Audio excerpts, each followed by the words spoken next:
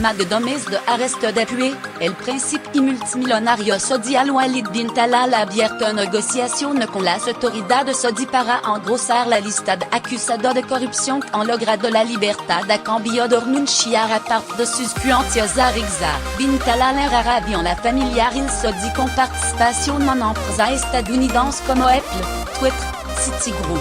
Season so Disney había sido hasta ahora el rostro más reticente de los que el pasado noviembre fueron repentinamente arrestado y confinado en el Ritz-Carlton de Riyad, un hotel 5 estrellas transfigurado en cárcel. Durante aquellos primeros días tras la detención Al-Walid se derrumbó psíquicamente pero ha mejorado bastante últimamente. Señaló recientemente a El Mundo activista saudí que sigue de cerca el caso y exige anonimato por miedo a represalia. Al-Walid preside Kingdom Holding, la sociedad agrupa uno activo repartido por medio mundo con una riqueza que la revista Forbes calcula en 17,000 millones de dólares, unos 14.000 millones d'euros.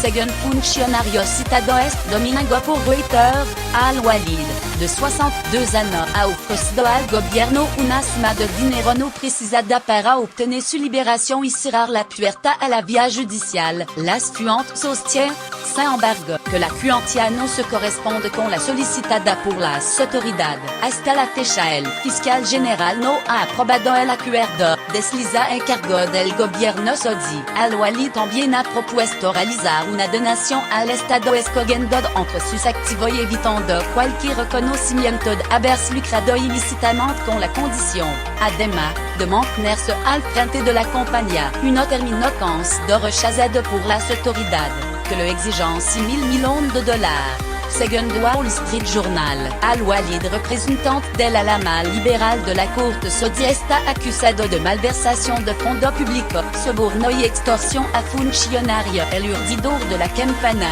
el príncipe Mohammed bin Salman, ha admitido que su intención es cerrar con la mayor celeridad posible en caso que salpica de sena de príncipe, ex-ministro y empresario y cuya finalidad, según sus detractores, y consolidar el poder del futuro monarca. A principio del pasado diciembre Riyad anunció que la mayoría de los arrestados habían pactado acuerdos financieros para sortir el calvario judicial y su privación de libertad. El comité formado poco antes de inaugurar la purga acusó a los arrestados de haber robado unos 1,000 millones de dólares durante las últimas décadas y haber amasado una fortuna a costa de las arcas del país, el mayor exportador de petróleo del planeta.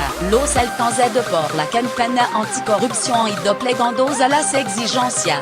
El primero en aceptar las condiciones fue Umar bin Abdallah, hijo del fallecido Abdallah, ex-ministro de la Guardia Nacional y otro candidato a subir al trono. Según algunos medios, entregó a la arca estatal 1.000 millones de dólares.